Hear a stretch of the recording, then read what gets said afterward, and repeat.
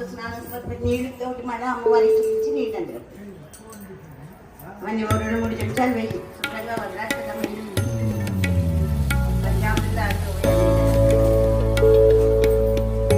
శ్రీ లలితాదేవి వస్త్రే సమర్పయామి. వస్త్రం ఎలా కొంత గది దగ్గర జాకెట్ కూడా చూశాను. ఆ జాకెట్ కూడా చక్కగా అమ్మవారికి పెట్టి ఉండేవాడు. వస్త్రం వదిలి బ్లౌజ్ పీస్ పెట్టి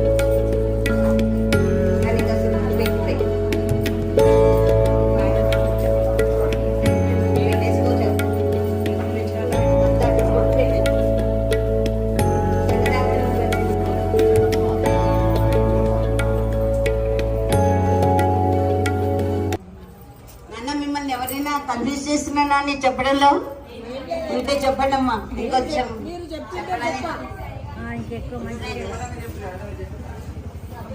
కావాలని చెప్తున్నాను నేను, ఎందుకంటే మనం భక్తిగా చేసుకోవాలి అని.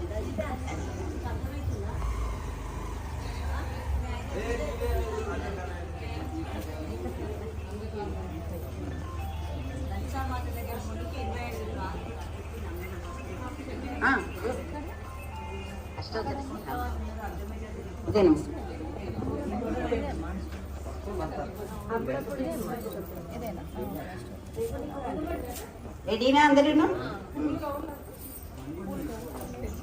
రాధిక మొదలు పెట్టినమ్మా. ఏమైంది? లెంట్ ఇప్పుడు వారిని నమః.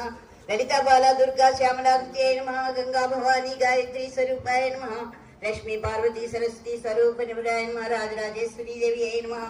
భక్తాభీష్టదాయినే నమః. భక్తి భుక్తి ముక్తి ప్రదాయినే నమః. భక్త సంకల్ప సిద్ధిదాయ నమః. వివిధ మణి గణమయ అంటే ఇక్కడ నంది భృంగి మొదలైనటువంటి గణాధిపతులు అందరూ కూడా ఈ ప్రాకారంలో ఉంటారు. వాళ్ళకి నా నమస్కారము. ఇక్కడ సహస్ర స్తంభమ మండపం కూడా ఉంటుంది. తర్వాత వింశ ప్రాకారము అంటే 20వ ప్రాకారం.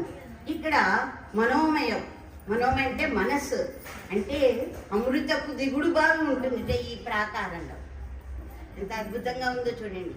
అమృతమే దిగుడు బావి, లోతుగా ఉండేటువంటి అమృతం బావి అనమాట మనోమయం ఏమో. తర్వాత బుద్ధిమయ ప్రాకారము, ఏకవింశ ప్రాకారం, 21వ ప్రాకారంలో ఎవరున్నారు? బుద్ధిమయ అంటే ఇక్కడ ఆనందభావి అంటే ఆనందమే అనమాట అంతా అక్కడ ఏమో. ద్వావింశ ప్రాకారం ఇక్కడ అహంకారం మాయమైనటువంటి అహంకారంతో ఉండేటువంటి ప్రాకారము. ఇక్కడ అమ్మవారు ఎవరు ఉంటారంటే కురుకుళ్ళాదేవి ఉంటారట, ఆవిడికి నమస్కారం. ఇక్కడ విమర్శ వాపి అనేటువంటి, వాపి మీన్స్ బావి అర్థం అమ్మ. వాపి అంటే నుయ్యి అని అర్థం. ఓకేనా? తర్వాత త్రయోవింశ ప్రాకారం 23వ ప్రాకారం దగ్గరకు వచ్చాం మనం. ఇక్కడ 23వ ప్రాకారం దగ్గర భానుమయ అంటే సూర్యుడు ఉంటాడనమాట, మార్తాండుడు ఆయన ఉంటాడు దేవుడు ఉండుతూ. తర్వాత చతుర్వింశ ప్రాకారము అంటే 24వ ప్రాకారం. ఇది ఇందుమయం. ఈ ఇంద్రుడు, ఈ ఇందుమయం అంటే చంద్రుడు ఉంటాడనమాట. ఇందాక సూర్యుడు, ఇప్పుడు చంద్రుడు. అర్థమైందా? ఇంకా లాస్ట్ ప్రాకారం పంచవింశ ప్రాకారం శృంగారమయ ప్రాకారము. మన్మధుడు ఉంటాడనమాట. చెప్పాను కదా, ఈ మన్మధుడి దగ్గరికి వచ్చామంటే అన్ని కోరికలే కదా. ఆ కోరికల్ని దాటితే కనుక సాధకులు పెడతాడు. ఇప్పుడు మీకు 9 సార్లు చక్కగా అని చదువుకోండి. ఎవరు చదువుతారు?